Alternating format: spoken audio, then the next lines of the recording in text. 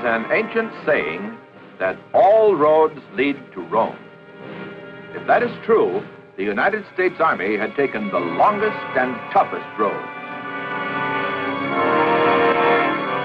Arriving on the 4th of June, 1944, 2 years and 6 months after Pearl Harbor and America's entrance into the war.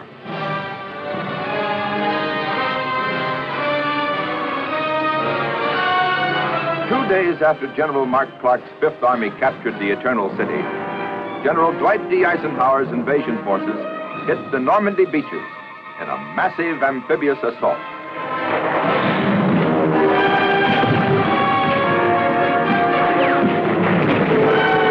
Despite bitter German resistance, we built up an enormous beachhead and finally broke through.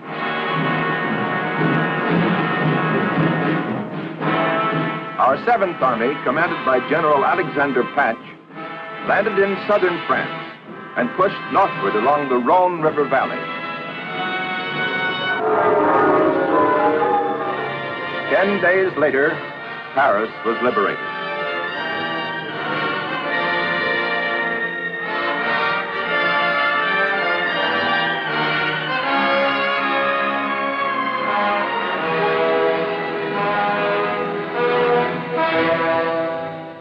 In Italy, the Fifth Army crossed the Arno River and swept on toward Bologna.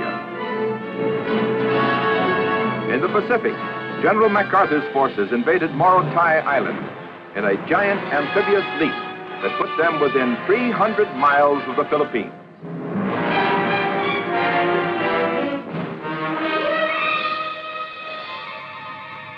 General Stilwell was making progress in Burma with his mixed command of hand-picked American infantrymen, Merrill's Marauders, and British and Chinese units.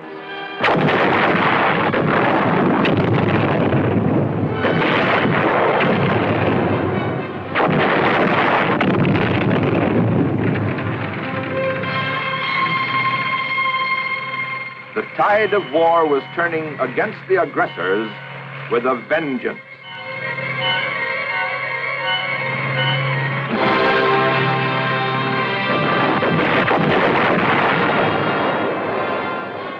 Just 97 days after the 5th Corps of 1st Army had led the assault on Omaha Beach, it had driven 500 miles inland and crossed the German border.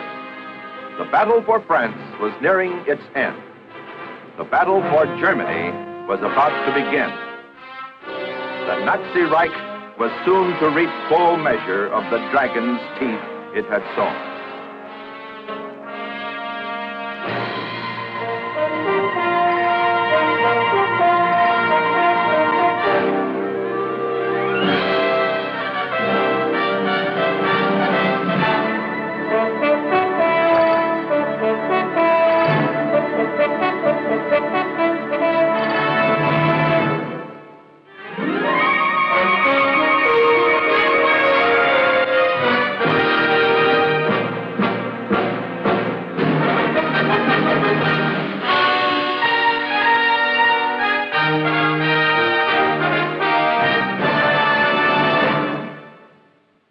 The immensity of global war, as it occurred at the height of World War II, staggers the imagination.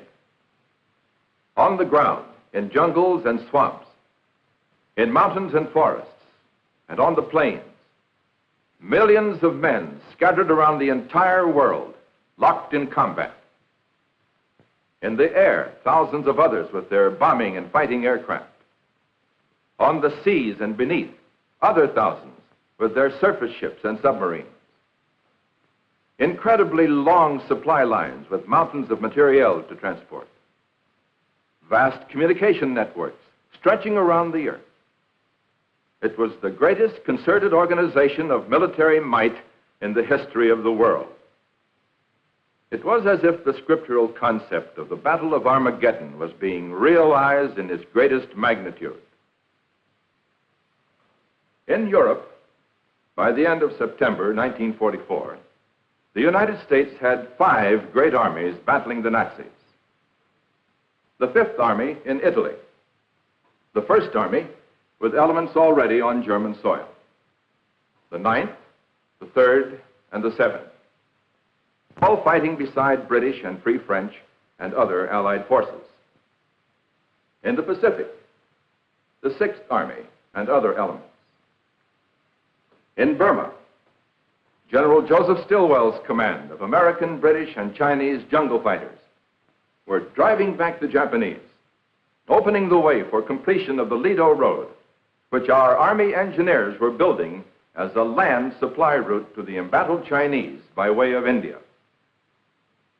In Russia, German armies were in retreat before massive Soviet counterattacks. To use an old Army expression, we were clobbering the enemy on all fronts. But it was no grand march, no sudden sweep to victory.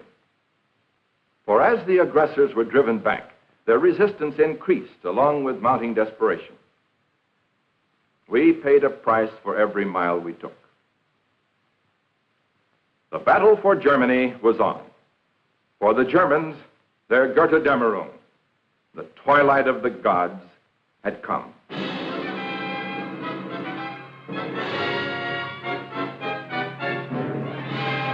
Our armies were battering at the gates of the Nazi homeland. General Hodge's First Army drove through the vaunted Siegfried Line, mile upon mile of concrete fortification and anti-tank emplacements, to the city of Aachen.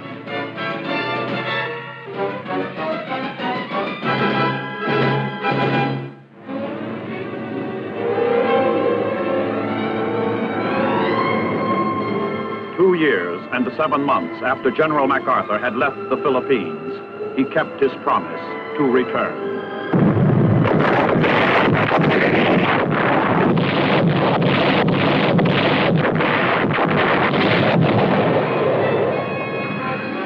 On the 20th of October, 1944, his forces invaded the island of Leyte.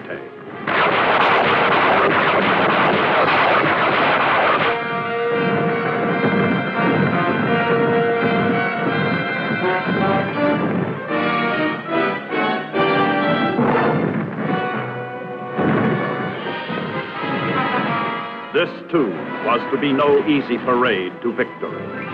Our soldiers were to face an enemy who would fight as their leaders ordered them to fight, to the death. They wanted it that way. They were to get what they asked for.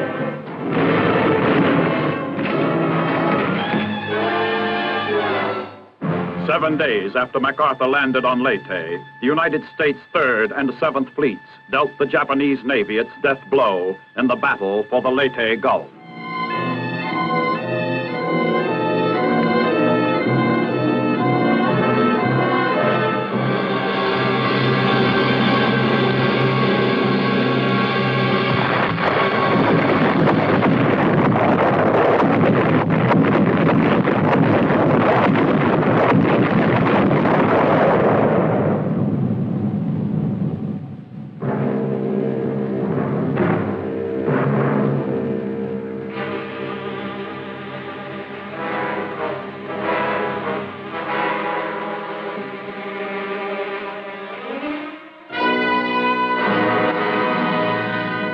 The curtain was rising on the last fast-moving act of the drama of World War II. General Patton's Third Army took Metz. Ahead was the nearby Saar Basin, Germany's second most important industrial district.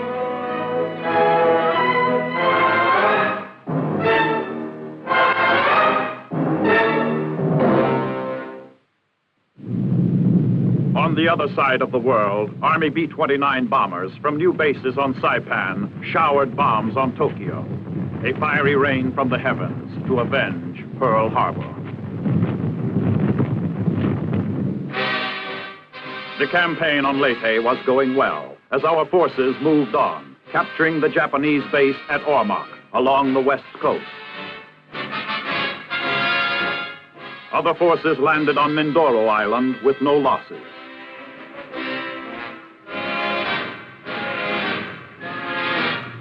While General MacArthur's forces were driving forward in the Philippines, Patton's Third Army penetrated the Saar and drove on across the Saar River.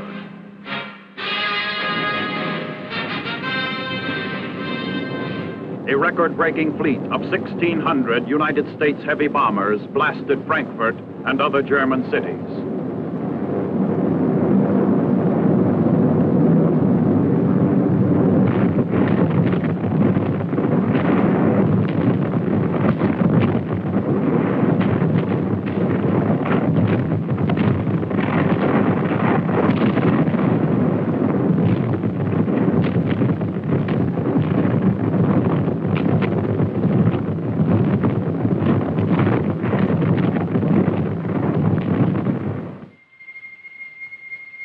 The Nazis were reaping a bitter and devastating harvest from the seeds they had once sown from the air. Now the very perpetrators of aerial blitzkrieg saw their own cities reduced to rubble. To the millions of Nazi war victims, here at last was a measure of retribution against their merciless executioners.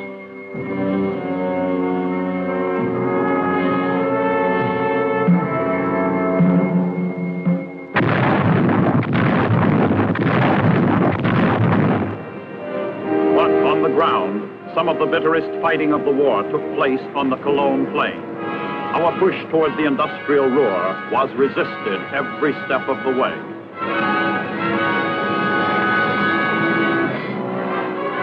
Then, on the 16th of December, 1944, the German counteroffensive struck.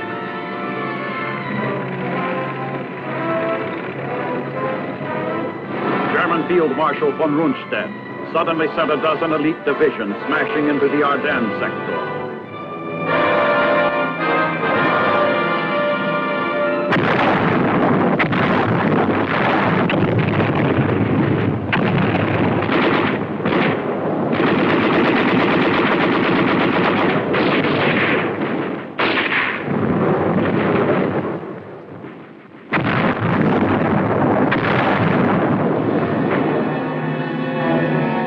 Von Rundstedt had cast the dice for high stakes, crossing the Meuse River, driving toward Liège, and trying to cut the Allied communication lines from Antwerp to the front line. If our lines of communication could be cut, the fate of our armies might be in the balance. This was the Battle of the Bulge.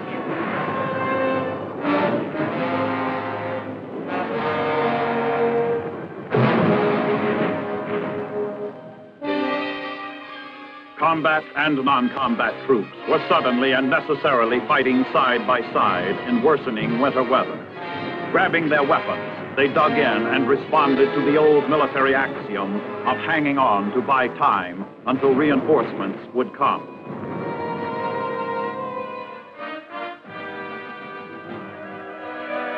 General Eisenhower took immediate action to meet the crisis.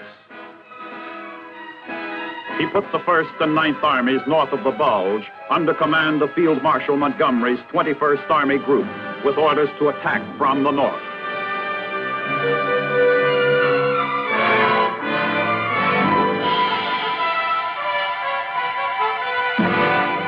Patton's 3rd Army was to attack from the south.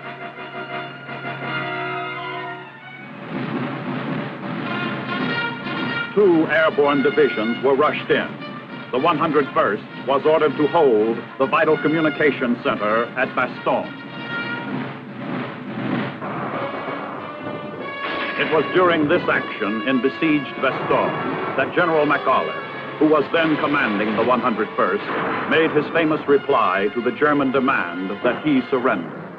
That reply was reportedly one word long: nuts. If the enemy did not immediately understand the meaning of McAuliffe's typical American reply, the action which followed undoubtedly convinced him that it meant that the Americans had no intention of surrendering.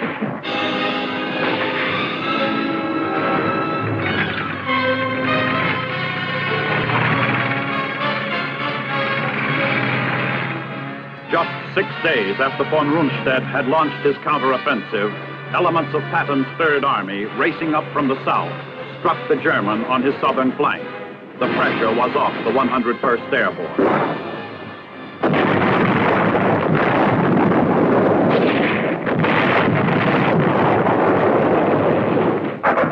The 1st American Army attacked from the north.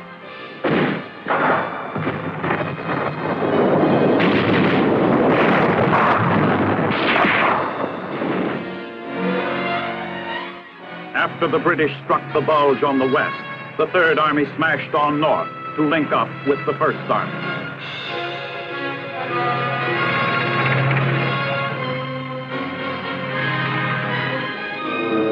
Then the weather cleared, and our planes took to the air, blasting von Rundstedt's forces.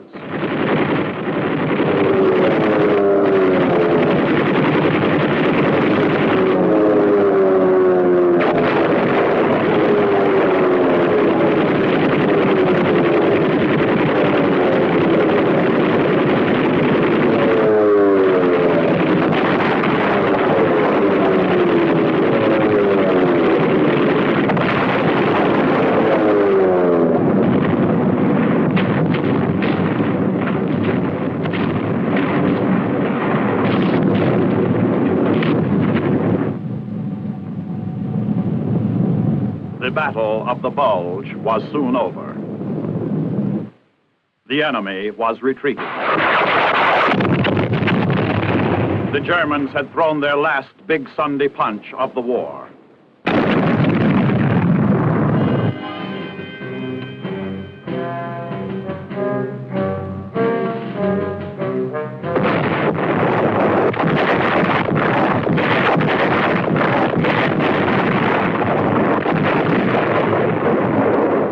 While the Battle of the Bulge was going on in Europe, the Eighth Army, commanded by General Robert L. Eichelberger, was battling stiff Japanese resistance on Leyte in the Pacific.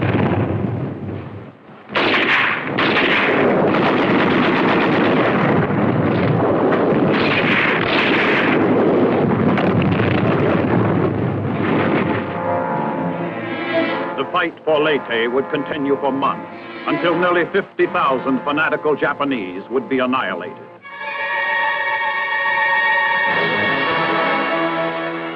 Our forces were spreading out in the Philippines. Sixth Army troops landed on Luzon in the Lingayen Gulf and swept southward to capture Tarlac, only 65 miles from Manila.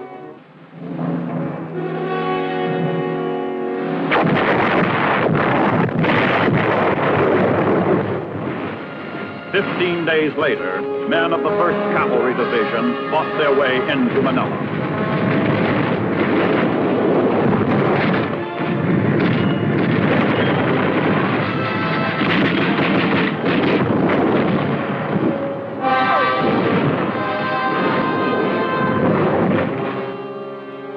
The capture of Manila included the Santo Tomas prison camp. Along with the Filipino people, these prisoners had waited in long and quiet agony for this moment of liberation. Of all the liberated peoples in the world, none showed more gratitude than did the Filipinos. They well knew we had come not for conquest, but to keep a solemn promise to return and destroy the aggressor, who had taken over their homeland in a war of conquest. Less than 2 years later, the Philippines would be given complete independence as a sovereign nation by the United States.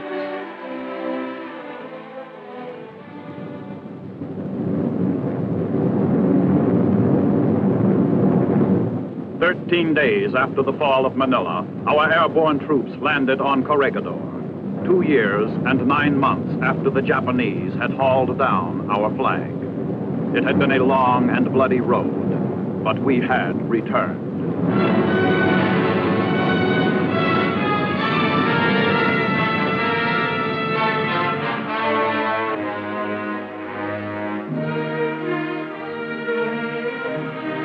Who and where were those who once had said the American was no soldier, that he would not fight?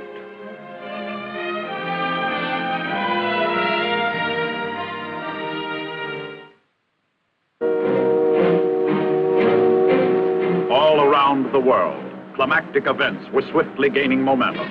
Our Ninth Army, under General Simpson, crossed the Rhine on the 2nd of March. 4 days later, General Hodges' First Army occupied Cologne. 4 days after that, 300 of our superfortresses blasted Tokyo.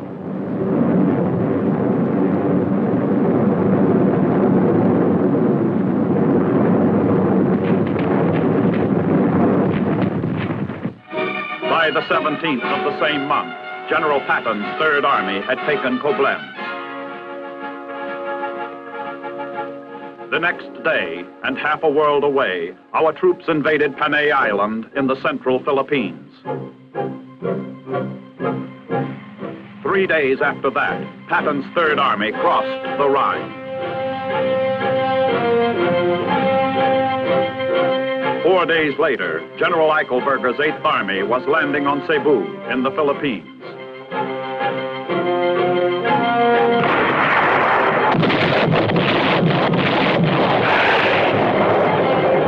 Less than a week after that, on the 1st of April, 1945, the United States 10th Army, under General Simon Buckner, invaded Okinawa.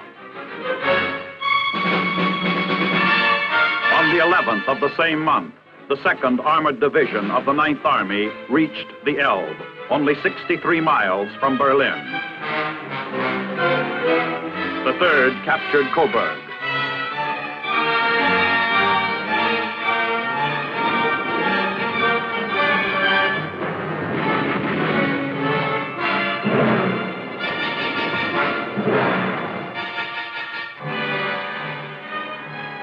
On the 12th of April, death took the Commander-in-Chief, President Franklin Delano Roosevelt. He had lived to see the triumphant advances of American arms, but fate had denied him the satisfaction that final victory would bring.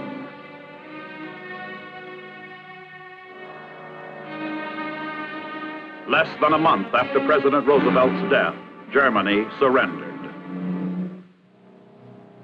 Hitler was dead by his own hand. Only a few days before, Mussolini had been killed by Italian partisans.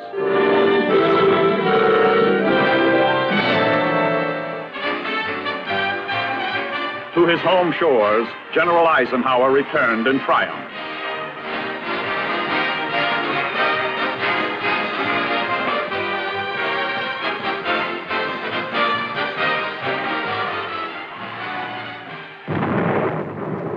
But in the Pacific, a war was still going on, a big and bitterly fought war, with the end not yet in sight. Okinawa was a bloody battleground, as our 10th Army was finding out.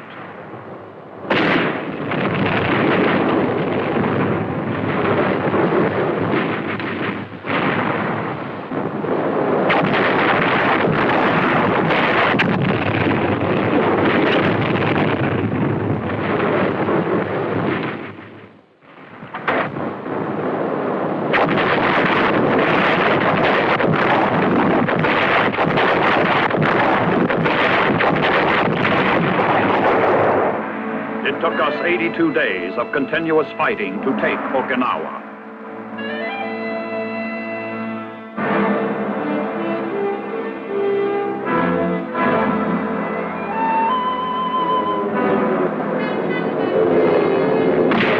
Kamikaze attacks on our Navy took a heavy toll, but we fought back, never letting up.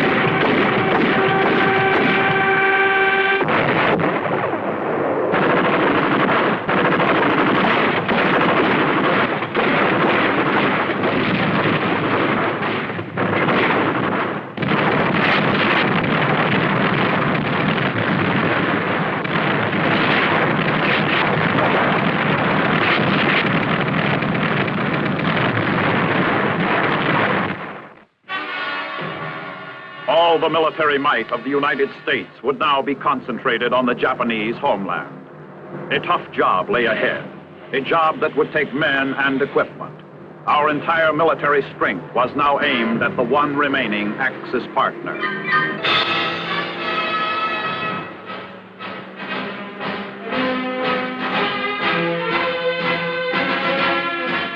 Our military planners estimated that in an all-out assault upon Japan itself, our invasion forces would probably suffer 1.5 million casualties.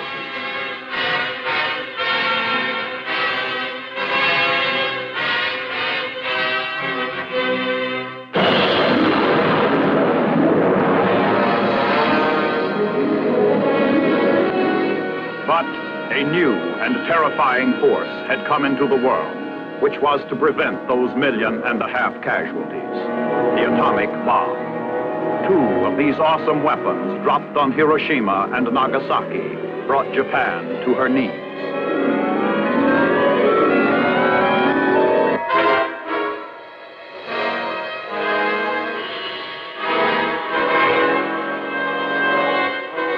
On the 2nd of September, 1945, Japanese officials signed the Articles of Formal Surrender on the battleship Missouri in Tokyo Bay.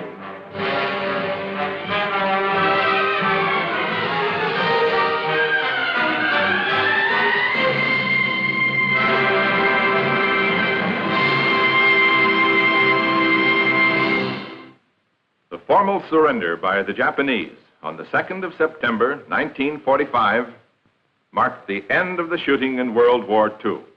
It was a momentous, historic event. But there was one other that followed, which might not have been as historic to the world at large, but it was probably the most rewarding moment in the life of a fine old soldier. General Jonathan Wainwright, who had been forced to surrender Corregidor, had been rescued by U.S. Army paratroopers from a prisoner of war camp in Manchuria and flown back to be present at the formal surrender on the battleship Missouri. A day or two after that, he was present at the surrender of General Yamashita and the remnants of the Japanese army in the Philippines. It must have been a great day for Jonathan Mayhew Skinny Wainwright, West Point, class of 1906, American soldier.